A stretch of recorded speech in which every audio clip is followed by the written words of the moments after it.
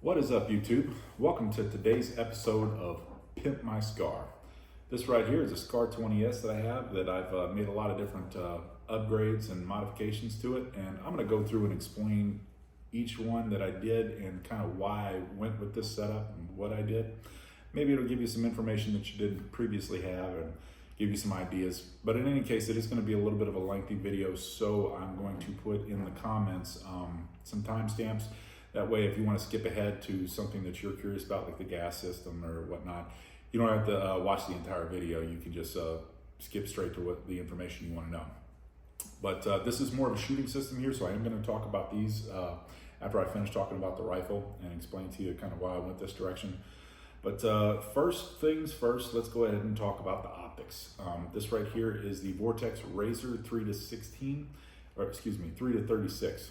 And that one ran right around 2,700 bucks. Pretty pricey, but it's also got some pretty stiff competition. Night Force, Schmidt and Bender, a ton of top dollar brands. The reason that I went with this one is because of Vortex's warranty. Scars are notorious for beating the living hell out of optics. And in my mind, if anything ever goes wrong, I like the fact that it's a no questions asked warranty, that I can just ship it off to them and get a brand new one right back. I like that. Versus, I don't know what some of the other companies' warranty policies are, but Vortex pretty much has a bomb-proof one, so I figured better safe than sorry. And the scope itself is phenomenal. I mean, it's got the Japanese glass in it, super crystal clear. It might as well be a spotting scope with 36 power, but for given the magnification range, it actually has a really good eye box. I like that. That said, it is in an MOA because that's how my lizard brain works. Some people are mil guys, some are MOA guys. I'm an MOA guy, but they offer a variety of different reticles to suit your fancy. Now, on the scope mount here, I actually went with the Reptilia. Now, as far as scope mounts go, you're gonna have basically the big three. You got Reptilia, you got Badger Ordnance, and then you've got Geisley. You can't make a mistake choosing any of those. The reason I went with Reptilia, this OS mount, which is a phenomenal mount, is basically because I already have several. And for some weird reason, the OCD in me likes them all to be uniform. So can't speak highly enough about the OS mount. All right, let's talk about suppressors real quick.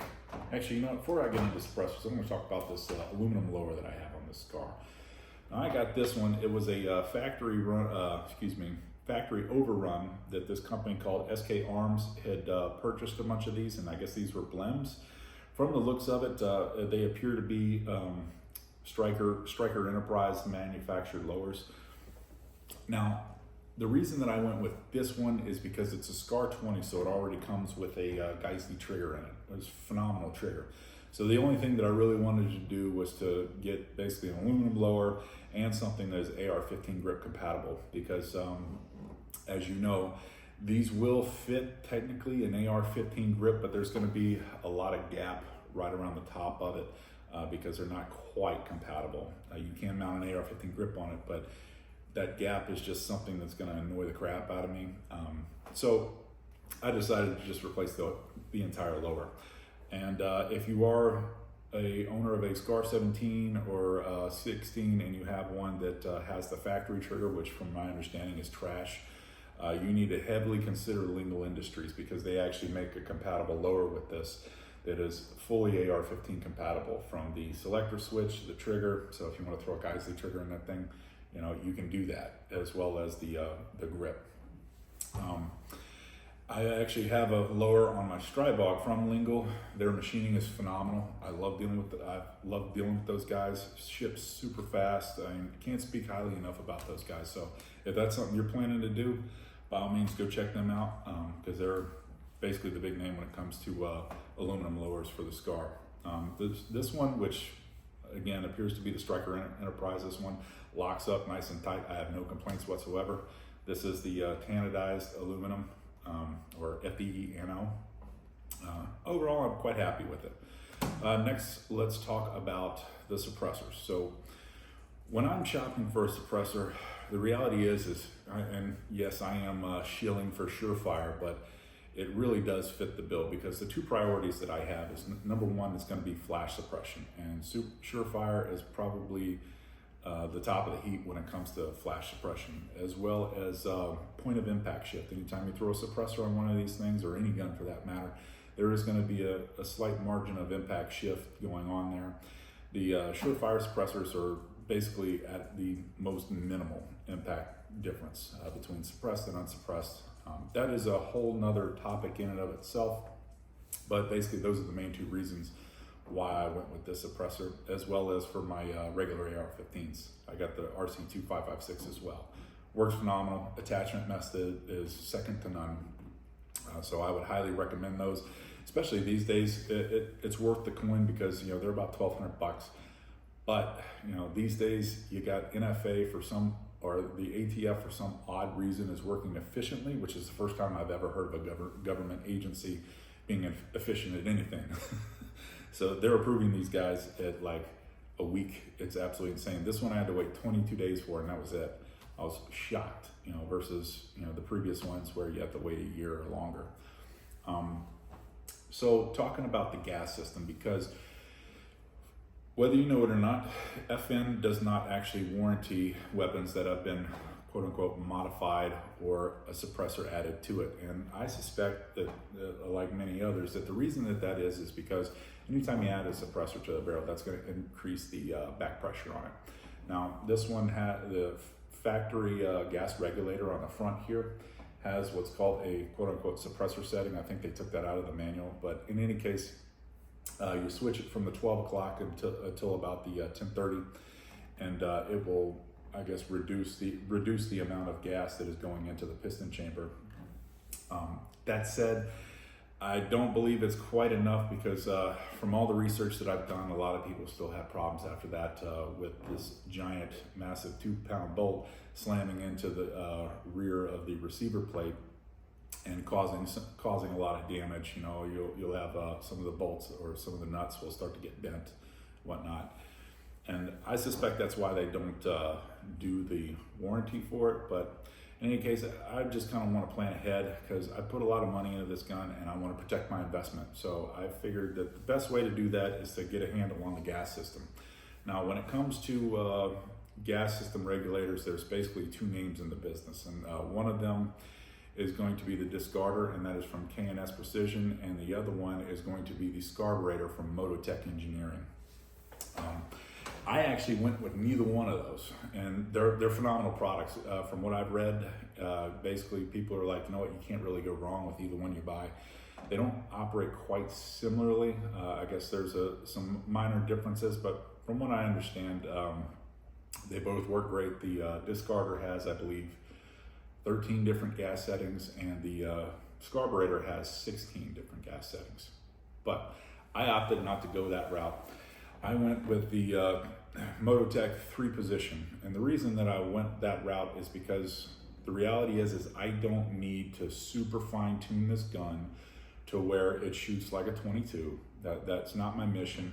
My main mission going in is to make sure that the function is 100% reliability, both suppressed and unsuppressed, that I have a keep it simple, stupid method of operation, which this only has 3 positions that you can switch it in.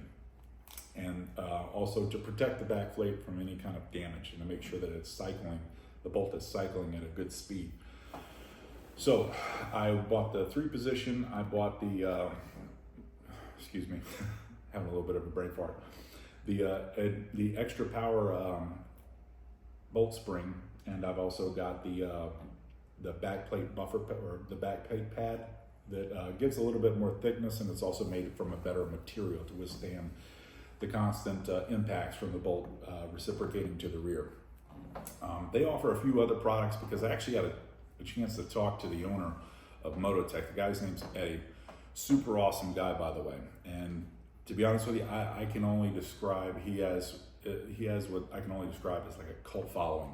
If you go on Reddit or any of these Facebook groups, he has a very, very good reputation. And the reason that is A, puts out phenomenal products, and B, his customer service, people who have questions, I know that whenever I fired off a few questions, guy was right on it. And I actually did have a situation where I made 2 orders because I ordered the spring separate from the 3-position regulator and the back plate pad, whatever you call it. and I guess one of them didn't get sent, but called him on the phone, which it was his personal phone, I guess, the business phone, and he was like, I was like, hey man, I just noticed that the spring, stuff happens. I was like, noticed the spring wasn't in there, and he was like, dude, I got you, don't worry about it. Next morning, I had a tracking number. 3 days later, it was at my front doorstep. So I was like, well, damn, that's pretty good, and to kind of go off into the weeds for a minute on that, previously I've discussed some products by Nexus Firearms and whatnot. And I gotta say, when it comes to small business owners like that, good machinists who have an idea, who want to innovate and bring stuff to the market, I freaking love it, because you get these guys and they're like, they have the skills and they want to bring it to the table. They're getting their business started, and on top of that, they actually give a shit what you have to say, and they give a shit about your input, what it is that you want. I wish a lot of bigger companies would kind of take note of that, HK, but in any case, they're there to please the customer. So from what I've seen in my experience with Mototech engineering, not saying that you don't have the same experience with K&S Precision. I'm sure their customer service is great, but my experience with Mototech has been phenomenal. Anyways, the guy, he took the time out of his day to answer a few of my questions about it, because I was a bit back and forth between going with the carburetor or doing the 3-position. He was like, look, dude, what is it that you prioritize? And that's what it was. And by the way, this gas system functions phenomenally. So I left the original OEM gas jet that's in the bottom there, which is 0.4 diameter, if I'm not mistaken. All I did was just swap out the spring, the pad, and put in the 3-position. And now it does eliminate a hell of a lot of recoil, that's for sure. But one thing that I did notice is that suppressed, whenever I have it all the way down to the 3rd setting, which is about 9 o'clock, it was shooting these shells out. And this is all different ammunition types that I tried, because I did a previous video where I was shooting a ton of different ammo, but it was shooting them almost identically at the 330. I mean, if I had like a little solo cup standing here, it probably would have caught every damn one. And whenever you have a bolt that's ejecting at about the 330, that is a perfect indicator that your gas system is very well tuned. Some guys like it a little bit more, and they want to get it so precise and so tuned that, if their suppressor lives on their rifle, that, they want to make sure it's shooting like a 22. Again, that's not my priority. But this thing, both suppressed and unsuppressed, full 100% reliability. Never had a malfunction, knock on wood. Certainly not from the from the gas system, but suppressed and unsuppressed ejects at the 330, depending on the setting that I have it set at. All right, and he does offer some other things. One thing that I've actually been kind of interested in, and he offers some titanium nitride coated pistons. And reason that I'm kind of interested in that, and I may purchase that down the road. For the record, all this stuff I bought myself, by the way.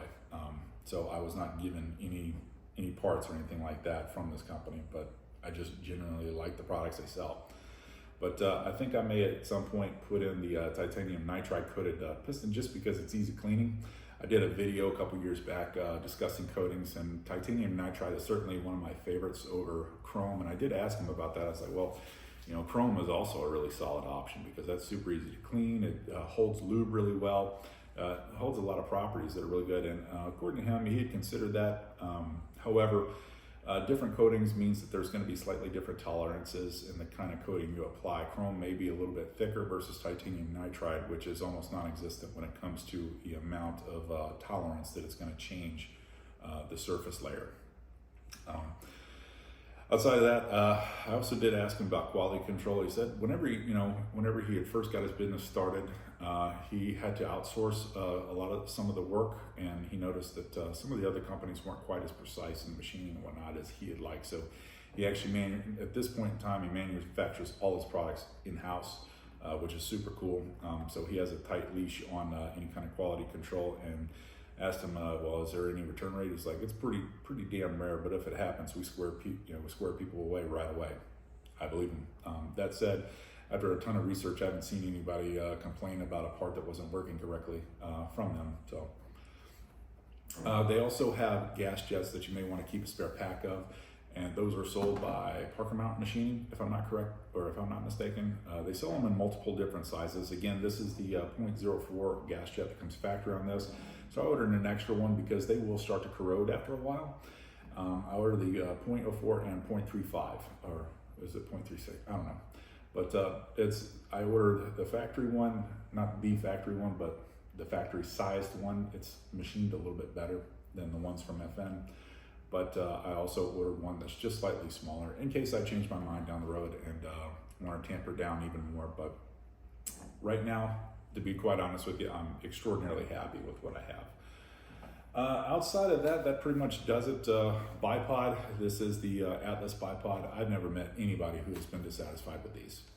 Hasn't happened, I haven't seen it. This is Atlas bipod, and it has the ADM Picatinny rail mount adapter on the top of it. It's a little bit pricey, but worth every penny. If you're gonna spend money on a scar like this, go all out, I say.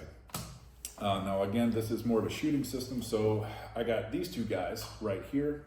This right here is the Vortex Viper HD 3000. This thing's phenomenal.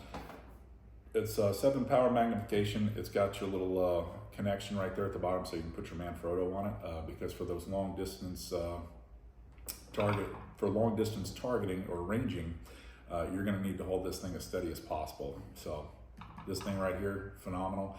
They do offer the Razor line, which has, I guess the biggest difference is gonna be a little bit extended range, but it also is gonna have your shooting solutions and whatnot incorporated into it. I really have no use for that, and the reason is because I actually have a really awesome app on my phone. It's called Chair Gun Elite, and it's like $10 a year or something like that, but it can provide you all your click values and stuff like that after inputting all of your ballistic data into it. And not only will it give you all your click values, but it will also, it has a catalog of pretty much every kind of scope reticle you can think of, or at least all the big name ones anyway, and even the smaller name ones. So you probably have to get some Chinese junk to get a reticle pattern that app does not have, because it's got pretty much everything. But it will actually paste your holes and show you exactly where your holes are on the screen, which is super handy. So I just really didn't feel like there was a lot of need to get something like a Kestrel or something like that. This right here is just this is a regular anemometer. These cost like 12 bucks off Amazon, just to give me an accurate one reading. But yeah, you can get into some pretty pricey territory when it comes to buying Kestrels and some of those ballistic data computers. They may be helpful in a World War III scenario where there is no internet and your phone you don't want to be turned on. Maybe that's an option down the road if something like that ever happens. But for now, the app on my phone works just fine. And this right here is my spotting scope. Anybody who shoots long range is going to need a good spotting scope. This right here is going to be the Vortex Diamondback. This is the, what is it, 16 to 60? I can't remember. 85 millimeter objective lens. It's freaking awesome. There is a slight bit of that, you know what, I can't even remember the freaking, nerdy scientific terminology for it. Basically where the outline looks a little weird. The reason I need this bad boy is because I need to see where my hits are, and this does that just fine. I actually got this scope stand off of Amazon of all places. It's a Siriu AM223. It's got the ball head Swiss Arca Swiss adapter to it to fit this spotting scope. This thing is freaking awesome, and I would normally never recommend anything from Amazon, but this actually is a rare exception to that. Super freaking sturdy, very well built, which is amazing considering it's probably made by a 9-year-old in China, whoever that kid is. Good job. But yeah, I really like this thing, and it also breaks down and it is super compact. So that way you can just unhook all these guys, pack it up, and breaks down into a nice little small small little outline here. That way if you need to throw it in a backpack or anything like that, it's not a problem. Outside of that, I guess that's pretty much all I've got. That said, if y'all have any questions or anything like that, by all means, feel free to comment, because I actually do respond fairly quickly. Even videos I made years ago, I still make it a point to every day check, see who's commenting, for those who have questions, things like that, and I'll do my best to answer them. But anyways, thanks for watching. Appreciate y'all's attention. Y'all have a good day.